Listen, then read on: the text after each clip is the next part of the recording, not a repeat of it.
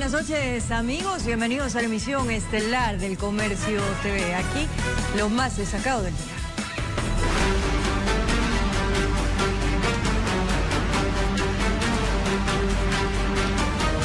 Una presunta organización delictiva dedicada a la extorsión fue desarticulada. 11 personas fueron detenidas. Contactaban a sus víctimas a través de las redes sociales. El hecho ocurrió en Arenillas, provincia del Oro.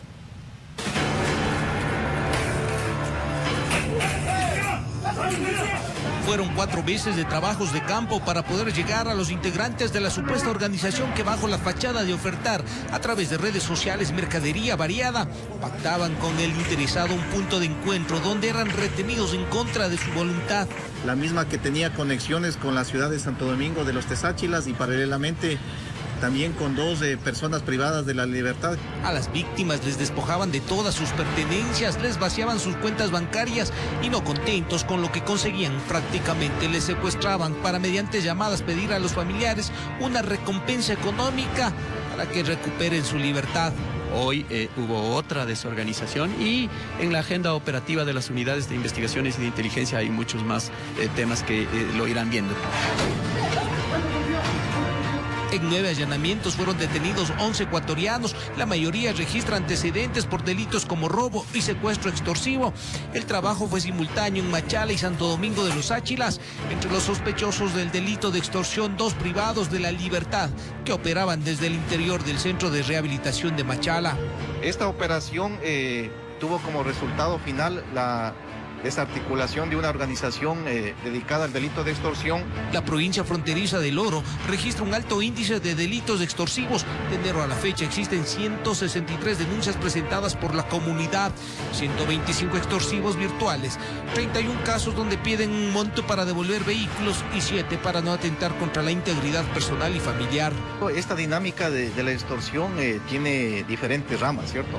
No únicamente, como usted lo manifestó, al tema de los comerciantes, al tema de los pescadores, al tema de los propietarios de locales comerciales. De los 11 detenidos, 3 son mujeres. En Quito informó Iván Casamen. 2 presuntos antisociales resultaron heridos durante una persecución policial al impactarse contra un taxi y salir proyectados hacia una vereda. La Policía Nacional indicó que los sujetos dispararon contra los uniformados.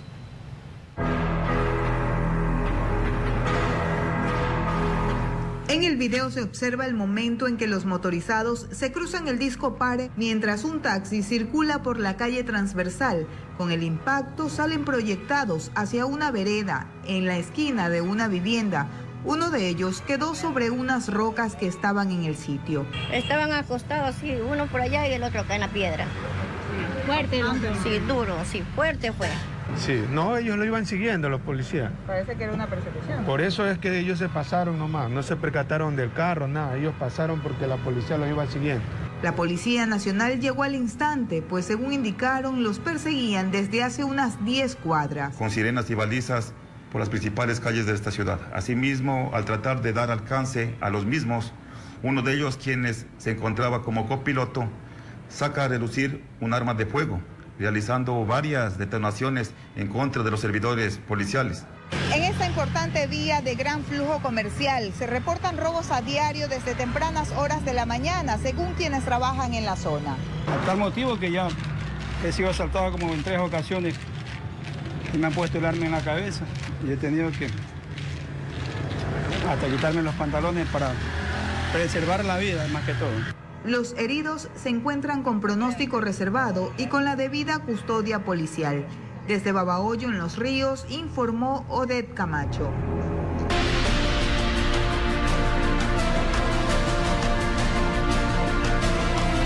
Por segundo día consecutivo, estudiantes, padres de familia y colectivos sociales protagonizaron un plantón en los exteriores del Ministerio de Educación, exigiendo celeridad en las investigaciones de la presunta violación que la habría sido víctima una menor de 14 años de edad por parte del conductor del recorrido.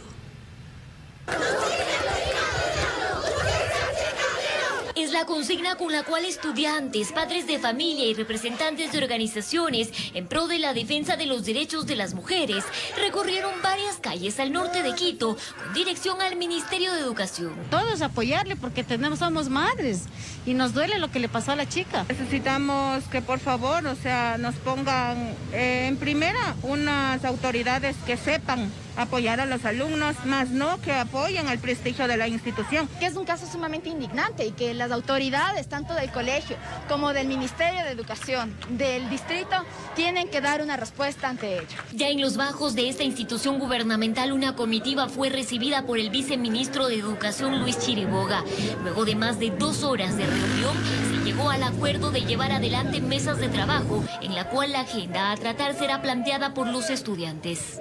Nos han planteado algunos temas como la selección de autoridades que confíen en ellos, que les crean, que crean en su palabra porque se sienten absolutamente desatendidos. No descartan también que se realicen reformas a los protocolos que en este caso no se habrían aplicado de forma eficiente. Nosotros tenemos que avanzar, no en procesos de capacitación, esto no es solamente de recoger títulos, sino de sensibilización para que nuestros docentes, nuestras autoridades, nuestros servidores públicos puedan reaccionar de una manera oportuna y adecuada, merecen una respuesta humana y de acompañamiento permanente. El padre de la menor junto a su abogado también se reunieron con el viceministro. Tenemos la apertura por parte del viceministro y del ministerio de dar seguimiento al caso. Que me van a apoyar en todo al momento por el bienestar de mi hija igual. El ministerio se pone a disposición de la familia para los procesos de contención emocional y reparación psicológica de la familia. Mientras estos acuerdos se cristalizan, padres de familia y estudiantes esperan que la investigación de este caso sea ágil y eficaz. En Quito informó Adriana Rojas. Más adelante, existen protocolos para prevenir la seguridad de los estudiantes en las unidades de transporte escolar. Se lo contamos en detalle en breves minutos. La Policía Nacional, a través de la Unidad Antinarcóticos, decomisó 2 cargamentos de droga ocultos en contenedores en el puerto marítimo de Machala. Son más de 600 kilos que tenían como destino Bélgica y Holanda. Bajo este doble fondo de la estructura de este contenedor, agentes de la Unidad Antinarcóticos lograron decomisar un considerable cargamento de drogas que tenía como destino el país europeo Bélgica. Es la aprehensión de 680 kilos, los mismos que pretendían ser exportados de manera fraudulenta a través de la contaminación del contenedor en pisos falsos. La operación se la realizó en el puerto marítimo de Gilport, en la parroquia Puerto Bolívar, en El Oro. Para dar con los bloques del alcaloide fue necesario utilizar los canes antidrogas, quienes dieron la alerta. Al ser separado este contenedor en el área de preembarque, existe en este caso la metodología o la maniobra manual que hacen en este caso los guías de canes con sus respectivos canes para poder hacer la verificación manual y en este caso la confirmatoria con el can de los diferentes contenedores. Días atrás se realizó otra operación en compañía de los canes, quienes también detectaron anomalías en la zona de refrigeración de otro contenedor, donde se descubrió 33 paquetes de cocaína que tenían como destino Holanda. Sí, existen varias modalidades en el tema de los encalentamientos, doble fondo, en la parte de los ventiladores, en la parte de a bordo, por eso también se hacen inspecciones a bordo y también pues en este caso también de manera subacuática en los cascos de los buques. A pesar de la cantidad decomisada, no existen personas detenidas. Por este puerto de embarque de Banano, en lo que va del año, se ha incautado más de 1 tonelada de drogas. Informó Richard Ceballos. Varios kilos de droga fueron decomisados en el oeste de Guayaquil. El alcaloide estaba escondido en una casa que funcionaba como centro de acopio y procesamiento de la sustancia. 300 kilos de clorhidrato de cocaína fueron decomisados en el interior de esta vivienda, ubicada en la ciudadela Bellavista. Además del cargamento de droga, en el lugar se evidenció una prensa marcadora con la que aparentemente acoplaban los bloques y les colocaban los sellos de la organización narcodelictiva. Se utiliza para el prensado de los respectivos bloques para que puedan realizarse adecuadamente y el embalaje. También se encontraron lo que son artículos como son cintas, tachos de combustible, material para embalaje que se pudo verificar en el allanamiento. Meses de investigaciones a cargo de la Unidad de Lucha contra el Crimen Organizado permitieron ubicar este centro de acopio de grandes cargamentos de alcaloides. Se presume que desde allí la mercancía ilícita era enviada a otros países. Se informó que la droga llegó a Ecuador desde la frontera norte y tenía como destino el mercado internacional. Se puede determinar que están vinculadas no solo en este sector, sino en otros sectores de la ciudad y del país. Ahora, ¿hay personas detenidas en este caso? No, no existió personal detenido. Gracias al trabajo ejecutado por las fuerzas combinadas entre policía y fuerzas armadas, la sustancia no llegó a su destino, informó Jorge Salazar. 2 de los 4 acribillados a tiros en una quebrada en el norte de Quito fueron identificados. Por los indicios levantados en el lugar, la policía reveló que los asesinos utilizaron armas largas y cortas. Los cuerpos de las 4 personas en situación de calle asesinados en la parte baja de la quebrada de La Bota, en el norte de Quito, aún permanecen en el Departamento de Medicina Legal. 2 de los baleados han sido reconocidos, pero hasta el momento no se han acercado familiares a reclamar los restos. De acuerdo al trabajo técnico de necrodactilias, el trabajo se encuentra enfocado a un análisis del entorno territorial en donde fueron encontrados los hoyos occisos.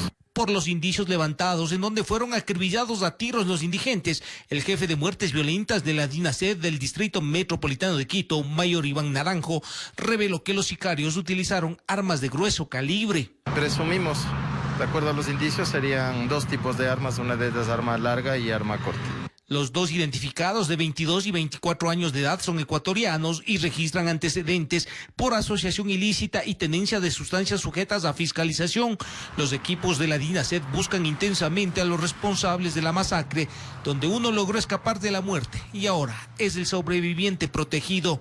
El trabajo investigativo por el perfil geográfico en donde ustedes pueden observar está enfocado en base a los indicios que se han encontrado, el perfil de acuerdo a las personas, el lugar en donde sabían habitar, al tipo de consumo que ellos realizaban y a sus antecedentes que registran. Entre las hipótesis de las causas, que se trataría de muertes selectivas, que las víctimas aparentemente estaban relacionadas con actividades de microtráfico o al menos sabían del movimiento. Los habitantes de calle que se han dedicado también presumiblemente al expendio y consumo de drogas. De la quebrada todos salieron, solo los árboles y ramas quedaron como testigos mudos de la masacre. En Quito informó Iván Casamen. Recorremos el país. En el Cantón Quevedo, provincia de Los Ríos, un hombre fue asesinado al estilo sicariato dentro de su vehículo, mientras se encontraba en una gasolinera. Según la Policía Nacional, la víctima tenía antecedentes judiciales. Hola, la chiquita ahorita. Ocurrió en una gasolinera de Quevedo en la avenida Walter Andrade y la 46. Aparentemente en el sitio, Javier Carriel, de 29 años, dejaba su vehículo por las noches. Cuando acudió a recogerlo en la mañana de este miércoles, le dispararon por al menos 9 ocasiones, quedando dentro del carro sin vida. Al momento se han encontrado aproximadamente 12 casquillos de balas dentro del vehículo. El mismo que presentaba heridas en el tórax, cuello, cabeza y abdomen, con un total de 9 orificios de entrada y salida. Hasta la escena del crimen llegó personal de DINASED, criminalística y el fiscal de turno para el levantamiento del cuerpo. La policía dio a conocer que el occiso tenía antecedentes judiciales. Que mencionado ciudadano poseía varios antecedentes personales por delitos de tenencia de arma de fuego no autorizada y robo en los años 2014, 2018 y 2020. En lo que va del año, en el Cantón Quevedo se reportan 44 muertes violentas, informó Odette Camacho. En el corregimiento de La Victoria, localidad colombiana, un ciudadano ecuatoriano fue asesinado al estilo sicariato. 2 sujetos le propinaron disparos. Al llegar a la casa de salud en Tulcán, los galenos confirmaron el deceso. Eran aproximadamente las 9 de la mañana cuando la policía fue notificada que al Hospital Luis Gabriel Dávila de Tulcán llegó un paciente con varios impactos de bala. Se trataba de Segundo C, ecuatoriano residente en el corregimiento de La Victoria, frontera con la parroquia de El Carmelo. Al parecer fue víctima de 2 sicarios quienes le dispararon a quemarropa en presencia de su esposa. Aproximadamente tenía unos 56 años de edad. Al realizar el examen externo al mismo, se verificó que tenía 2 impactos por arma de fuego. Este señor era de nacionalidad ecuatoriana. Los hechos se suscitaron en el sector del Chochal. Esto pertenece a la comunidad de La Victoria, el vecino país de Colombia. De acuerdo a las declaraciones de la conviviente, como todos los días, realizaban labores propias del campo. Cuando llegan dos individuos quienes se acercan y le impactan con arma de fuego. Se desconocen los motivos. La víctima no registra antecedentes policiales.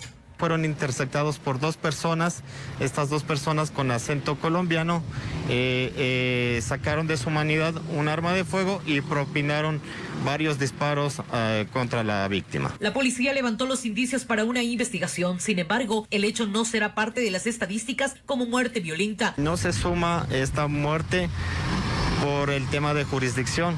El hecho de que pasó en el vecino país de Colombia, esto le compete investigar a las autoridades de ese país. Nosotros también levantamos alguna información relevante en cuanto a la investigación de este caso. La vereda El Chochal, perteneciente al corregimiento de La Victoria, frontera con Ecuador, fue en donde se suscitó el hecho de sangre. Aquí residen varias familias de nacionalidad ecuatoriana. Además, el sitio es conocido como una ruta del narcotráfico y presencia de grupos armados. Con imágenes de José Cedeño desde Tulcán, informa Miriam Enríquez. La unidad de policía comunitaria en Socio Vivienda 2 fue baleada por sujetos relacionados al decomiso de municiones. Los uniformados que estaban adentro de la UPC salieron ilesos. Los orificios de paso del proyectil quedaron en los vidrios. Otras balas cruzaron unas vallas metálicas. Hubo algunas que rebotaron en las paredes y más adelante ingresaron a los filos de los ventanales. En esa ocasión el atentado fue contra la unidad de policía comunitaria de Sociovivienda 2, en Guayaquil. Estas cosas no se van a quedar así. Las unidades investigativas se han activado, al igual que las unidades preventivas. Se tiene ya líneas de investigación, información conducente, información útil, que va a servir de mucho a la Fiscalía. Al momento tenemos recolectados 24 indicios balísticos entre vainas y balas deformadas. Todo inició con un decomiso de estas municiones, entre ellas balas de fusil y de pistolas, además alimentadoras. Todo esto dentro de un domicilio ubicado a pocas cuadras de la UPC. Son minutos después de esta intervención que se estaba realizando y muy cerca del lugar que se estaba realizando, lo que van hasta las inmediaciones del UPC y realizan disparos contra la estructura de la unidad. Ventajosamente no tuvimos personas heridas. Estas personas peligrosas pudieron haber atentado también contra la vida de los dos uniformados que estaban de turno en esa unidad de policía comunitaria, pues la puerta de ingreso, como observan, está dañada. Desde aproximadamente 5 meses que se rompió el vidrio, este no ha sido reemplazado. El temor persiste por este sector del noroeste de la ciudad, donde los moradores prefieren no hablar, no quieren problemas con bandas delictivas. Este hecho violento también sorprendió a los conductores de buses urbanos que pasan por ese lugar. De pronto militarizar las calles para que nos ayuden también, pero también de pronto hacer una pequeña reforma a las leyes para que ellos también puedan actuar. A esto se suma el atentado en contra de un patrullero en el cantón Durán. Asimismo, un policía asesinado de varios disparos por delincuentes en el suroeste de Guayaquil y otro herido de bala por antisociales en Pascuales, en un nivel de peligro que hace rato se elevó en diferentes puntos de la zona 8, informó Charlie Pisa. Un agente de Policía Nacional fue baleado en un populoso sector del noroeste de Guayaquil. Se informó que el uniformado fue herido durante un procedimiento contra sospechosos armados que habían cometido un asalto. Elementos policiales que patrullaban las calles de Pascuales fueron alertados de un asalto perpetrado en los exteriores de un negocio, donde se encontraban varios sospechosos. Cuando los uniformados llegaron al sitio, uno de los individuos disparó en reiteradas ocasiones contra uno de los gendarmes que se disponía a requisarlo. El atacante tenía en su poder un arma de fuego escondida debajo de su ropa, con la que habría amenazado a sus víctimas para robarles. Al ver al servidor acercarse a él, intentó asesinarlo. El policía cayó herido en la calzada y fue auxiliado por sus compañeros, quienes luego de pedir ayuda persiguieron al asaltante, que huyó a toda carrera. El mismo que, al verse acorralado, lanzó el arma al techo de una casa y se embarcó en la motocicleta de un cómplice que lo esperaba más adelante para huir. Ante lo ocurrido se ejecutó un operativo de búsqueda en la zona. Aún no se ha informado si existen resultados. Informó Jorge Salazar.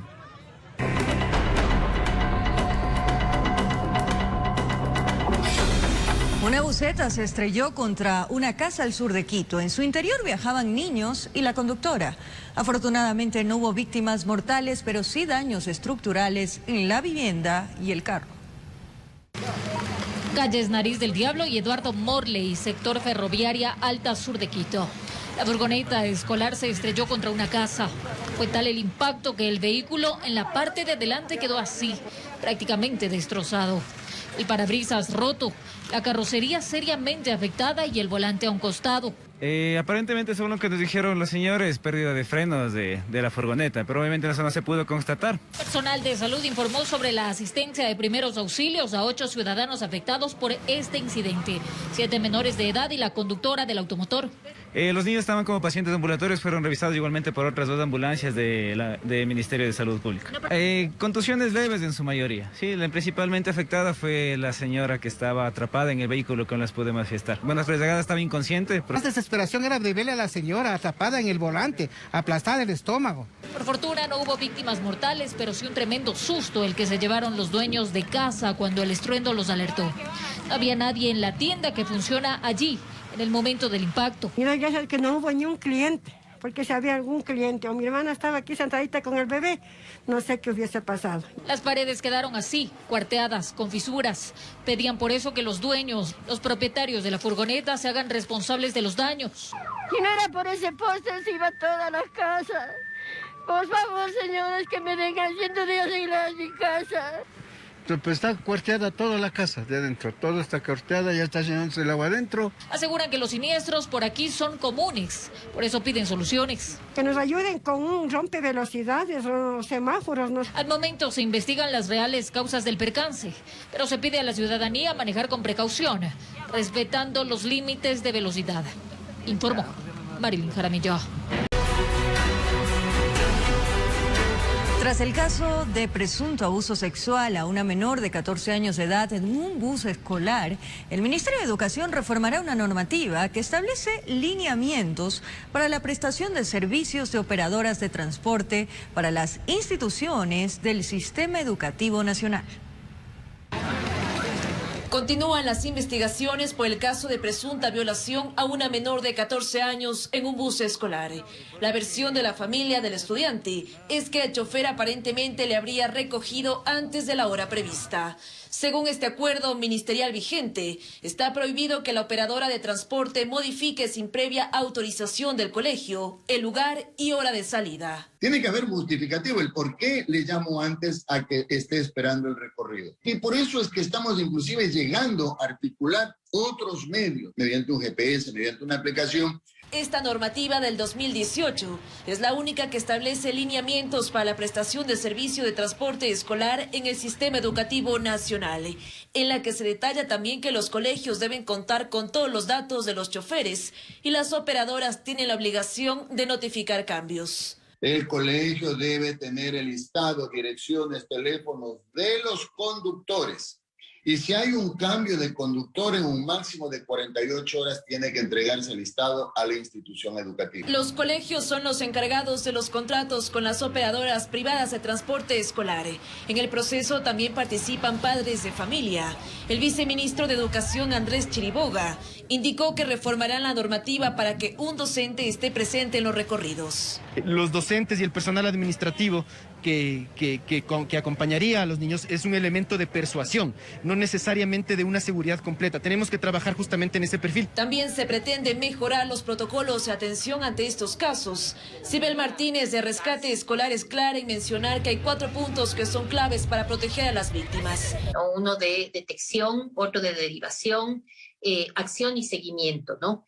Es inmediato la denuncia, ¿no? Y la denuncia además por parte de la autoridad educativa. Según el Ministerio de Educación, en este caso, no se brindó apoyo psicológico inmediato y se trató de priorizar la imagen del colegio, por lo que la rectora de la institución educativa presentó su renuncia. Informó Priscila Cadena. La DINAPEN rescató a 4 niñas que eran obligadas a trabajar y pedir limosna en el malecón Simón Bolívar en el puerto principal. Sus padres fueron detenidos y, según los agentes, serán procesados por trata de personas con fines de explotación laboral.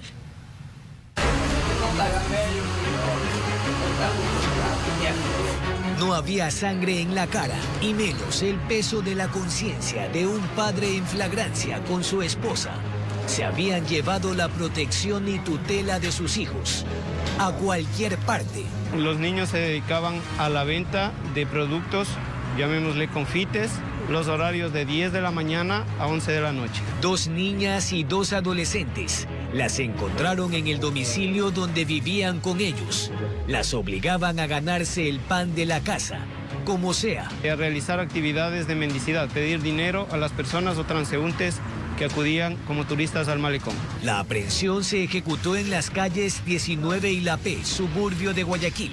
La policía acudió tras una llamada al ECU 911. Transeúntes evidenciaban este delito y lo lograron denunciar en el Código Orgánico Integral Penal, en el artículo 105, donde claramente expresa la trata de personas con fines de explotación laboral. Es un delito sancionado con pena privativa de la libertad de 10 a 13 años. DINAPEN monitorea espacios públicos para identificar a menores en situación de calle en una jungla de cemento. Gracias a sus padres. Informó Jorge Escobar. Como lo anunciamos, un incendio en una recicladora ubicada al norte de Quito puso en riesgo a varios locales comerciales cercanos al predio afectado. Según los bomberos, el lugar no contaba con los permisos de funcionamiento. Como usted lo imagina, son las imágenes del momento exacto en que varios contenedores de material reciclado se consumían por las llamas. El lugar afectado es una recicladora ubicada al norte de Quito. El principal problema, además de la pericia técnica que se deba realizar, tiene que ver con una irresponsabilidad por parte de los propietarios del predio. Se trata de una recicladora, la que de los registros que tenemos hasta el momento no cuenta con los permisos de funcionamiento. Para que se dé cuenta de la magnitud del desastre provocado por el fuego, tuvieron que acudir al sitio 18 unidades contra incendios, con un total de 40 bomberos. Realmente es la primera vez que ocurre un incidente de esta naturaleza, no ha pasado anteriormente y eso es lo que realmente nos tiene bastante preocupados en esta tarde. Gracias a Dios, los bomberos han realizado su labor de manera extraordinaria y han logrado controlar el incendio sin consecuencias mayores. En efecto, de no ser por el cuerpo bomberil, seguramente las cosas se pudieron complicar más. Los vecinos así lo percibieron. Bastante preocupante. Nosotros manejamos un tecnicentro con el día de hoy 9, 10 vehículos en nuestro taller. Nuestra bodega es muy inflamable y el día de hoy al lado tenemos una recicladora. Por algún acto aún desconocido se suscitó una explosión. Con las motobombas de su propiedad, señala este hombre, se intentó enfriar paredes y techos. El trabajo profesional, por supuesto, llegó de las manos de los hombres de la casaca roja. La causa todavía está por determinarse, no conocemos a ciencia cierta. Posteriormente a que realicemos nuestras labores, ingresará investigación de incendios a determinar cuál fue la posible causa. Controlado el flagelo, se determinó por parte de los uniformados que no existieron víctimas mortales. De otra parte, la empresa privada donde se dio el incendio deberá cuantificar el monto económico perdido. Informó Javier Rosero. Gracias por seguir en sintonía de la emisión estelar del Comercio TV. No político. Asambleístas reaccionan ante una denuncia que presentó la presidenta del Parlamento, Guadalupe Llori, en la Fiscalía en contra de más de 80 legisladores que dieron paso a la conformación de una comisión evaluadora. La presidenta de la Asamblea Nacional presentó ante la Fiscalía General del Estado una nueva denuncia en contra de más de 80 legisladores que votaron a favor del cambio del orden del día que permitió la conformación de una comisión multipartidista que evalúe su gestión. Se había advertido de que las medidas cautelares del Tribunal de Garantías Penales de Iñaquito se encontraban vigentes. El Pleno de la Asamblea Nacional no podía ni conocer, ni tratar, ni resolver la conformación de la Comisión Pluripartidista ad hoc. El legislador Ricardo Vanegas, miembro de Pachacutic, considera que para presentar una denuncia ante la Fiscalía por incumplimiento de autoridad competente, se sigue otro proceso. Yo lo veo débil porque necesita de la decisión del juez. El juez es el que tiene que decir, se ha violado la decisión que yo he tomado. No en este caso ella. Mientras otros legisladores cuestionan que la titular del primer poder del Estado continúe metiendo a la justicia para mantenerse en el cargo. Lamentablemente la presidenta de la Asamblea Nacional parece ser vidente porque pone la denuncia incluso antes de que se realice la votación de este punto del orden del día, utilizando la justicia nuevamente para sus intereses totalmente personales. No creo que se presten los órganos jurisdiccionales, mucho menos la fiscal en este tema. Aquí no hay temor de nada. No puede estar, repito, el primer poder del Estado de rodillas por el capricho de una persona. Sería un nefasto precedente de la Fiscalía General del Estado que intente acallar una acción constitucional y legislativa de los asambleístas. Si nos quieren venir a meter presos, aquí estamos. Por otro lado, sobre la denuncia que Yori presentó contra los miembros del CAL, la jueza dio 5 días para que las partes concilien. Que esa conciliación por el país debería empezar por una decisión de la presidenta de la Asamblea de dar un paso al costado. Esto es insostenible, señores asambleístas. En total, son 4 los procesos que ha presentado Yori ante la justicia, informó Valeria Navarro. Y un tribunal de garantías penales revocó las medidas cautelares a favor de la presidenta de la Asamblea, Guadalupe Yori, quien intentaba frenar la conformación de una comisión en el legislativo para que la investigue. Con esto quedaría sin piso la nueva denuncia presentada por Yori por el presunto delito de incumplimiento de decisiones legítimas de autoridad competente. Yori presentó la acción legal tras haberse conformado la comisión que la evaluará.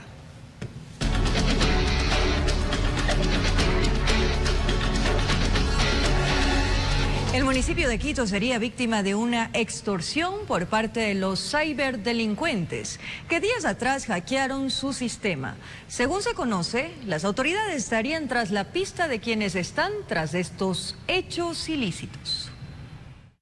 Ante el hackeo del sistema informático del municipio de Quito, el pasado 16 de abril, la autoridad actuó ipso facto. De la manera más diligente, la Procuraduría el día lunes, antes del mediodía, puso en firme la primera denuncia. No hay que ser Hércules Poirot o Sherlock Holmes para deducir que si existe una primera denuncia, una segunda también debe constar como parte del proceso. También, de lo que tengo entendido, esa segunda no la conozco, pero sé de buena fuente que está puesta la segunda denuncia. Es precisamente ante esa duda que se conoció que la supuesta segunda denuncia colocada obedece a que los hackeadores, además del daño producido a los sistemas computalizados del Cabildo, estarían intentando extorsionar a la autoridad. Una vez que se conoció la posibilidad de una extorsión adicional, el pedido de recompensa por la recuperación de la información encriptada, habiendo ya una denuncia inicial, esto sí una precisión, no se presentó una nueva denuncia, sino dentro de la misma denuncia se puso en conocimiento del fiscal estos nuevos hechos a efecto de que se amplíe la investigación. Si bien se sabe que las investigaciones avanzan, nadie quiere hablar de a cuánto llega el monto pedido por los ciberdelincuentes. Dinero, eso es lo que piden, dinero. ¿Cuánto? No, eso no lo puedo decir, eso es reserva. ¿Es bastante plata? Sí. Sin cifra en firme, lo que se adelanta es que la extorsión al Cabildo capitalino no tiene presupuesto destinado. Es decir, no se piensa ceder ante los pedidos de los criminales. Así es, o sea, por eso están las distancias que corresponden, ¿no? Están en las investigaciones correspondientes. De lo que nos han dicho es que ya tienen algunos indicios, pero eso, como digo, justamente para no entorpecer la investigación, es mejor mantenerlo en este momento en reserva. Coadjunto con este tema, el otro problema directo es la reinstalación de los servicios que brinda el municipio. Más de esto no habría que preocuparse, siendo así que entre 8 y 10 días todos los trámites se podrán hacer tal como se los llevaba a cabo. Informó Javier Rosero. Las propuestas de realizar contraflujos en arterias viales o aumentar el alcance de la prohibición vehicular del pico y placa, según analistas, no serían medidas efectivas para solucionar la alta carga vehicular que se vive en Quito. El caos vehicular en Quito cada día es más complejo. Trayectos que habitualmente están programados para efectuarse en menos de 20 minutos, hoy sobrepasan los 40 y hasta 60 minutos de viaje. Es por eso que las autoridades analizan varias medidas para mitigar la alta carga vehicular que se registra en la ciudad. Estamos estudiando las distintas medidas que podemos implementar para mejorar la movilidad, entre ellas los contraflujos. Analistas indican que dichas medidas no serían suficientes para resolver el problema. Son medidas cosméticas, superficiales, que no abonan en la dirección de un desarrollo urbano sustentable. Explican que es hora de desarrollar políticas de movilidad pensando en el beneficio del 70% de los ciudadanos que utilizan el transporte público en la ciudad, rediseñando y optimizando los tiempos de traslado. ¿Cómo mejorar la experiencia del desplazamiento para las personas? No para los vehículos. Y desde esa perspectiva, lo más eficiente resulta moverse en el transporte colectivo. Porque viajar en bus, como el trole o como el ecovía en la hora pico, sigue siendo incómodo. Uno va apretado, uno va en malas condiciones. Pero el tiempo del desplazamiento se reduce. Entonces uno sufre menos como usuario. Y esto es lo que hay que potenciar. En las urbes de primer mundo, sectorizar la movilidad de los carros particulares ha sido una de las estrategias que ha funcionado y que incentiva al uso del transporte público. El futuro de la movilidad con vehículos particulares es que hay que restringir la utilización del vehículo particular. Además, la descentralización de los servicios y reducir los trayectos a tramos donde los ciudadanos tengan que movilizarse a pie o en bicicleta también podría ser otra opción a analizar. Lo correcto ahora es densificar y que tengamos los servicios al alcance de la gente en términos de caminar. Y para eso tenemos que hacer las vías para que la gente camine, darle los espacios públicos que la gente necesita. Ambos expertos indican que esta decisión debería ir por encima de cualquier postura política y así pueda ser planificada de mejor manera y a mediano tiempo. Informó Mauricio Sánchez. Se nos acabó el tiempo, amigos televidentes. Gracias por su compañía, cariño, pero sobre todo, fiel sintonía. Un abrazo grande para todos.